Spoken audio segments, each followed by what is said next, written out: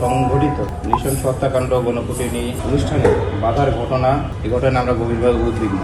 ভারতীয় সংখ্যালঘুদের ওপর ধারাবাহিক সহিংসতা ও নির্যাতনের ঘটনায় উদ্বেগ প্রকাশ করেছে বাংলাদেশ। মুসলিম ও খ্রিস্টান সম্প্রদায়ের বিরুদ্ধে নৃশংস হত্যাকাণ্ড, গণপিটুনি ও ধর্মীয় অনুষ্ঠানে বাধার মতো ঘটনাগুলোকে গভীরভাবে উদ্বেগজনক বলে মন্তব্য করেছে ঢাকা। বিষয়টি শুধু মানবাধিকার নয়, আঞ্চলিক মূল্যবোধের সঙ্গেও সংশ্লিষ্ট, এমন বার্তাই উঠে এসেছে পররাষ্ট্র মন্ত্রণালয়ের বক্তব্যে।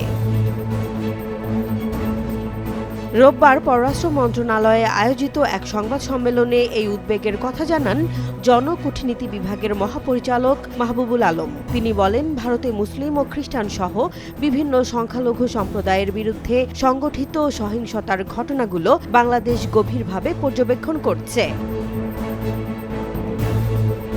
মাহবুবুল আলম জানান, চলতি মাসে ভারতের ওড়িশায় মুসলিম যুবক জুয়েল রানাকে নৃশংসভাবে হত্যা, বিহারে মোহাম্মদ আতাহার হোসেনের হত্যাকাণ্ড, কেরালায় বাংলাদেশি সন্দেহে এক নিরীহ ব্যক্তিকে পিটিয়ে হত্যার ঘটনা এবং বিভিন্ন স্থানে মুসলিম ও খ্রিস্টানদের ওপর গণপিটুনি, এসবই উদ্বেগজনক নজির।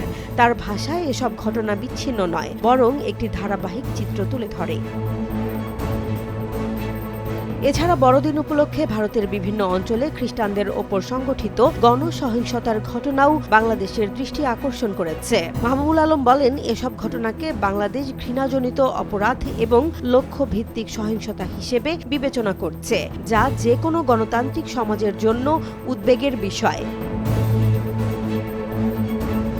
বাংলাদেশ আশা প্রকাশ করে জানিয়েছে, ভারতের সংশ্লিষ্ট কর্তৃপক্ষ এসব ঘটনার নিরপেক্ষ ও স্বচ্ছ তদন্ত করবে এবং দোষীদের দ্রুত বিচারের আওতায় আনবে। একই সঙ্গে তিনি স্মরণ করিয়ে দেন, সংখ্যালঘু সম্প্রদায়ের নিরাপত্তা, মর্যাদা ও অধিকার নিশ্চিত করা প্রত্যেক রাষ্ট্রের মৌলিক দায়িত্ব।